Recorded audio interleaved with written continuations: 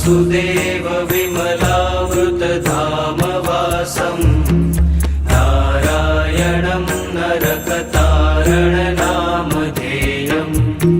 श्यामं सितं द्विभुजमेव चतुर्भुजं च त्वां भक्तिधर्मतनयं शरणं प्रपद्ये।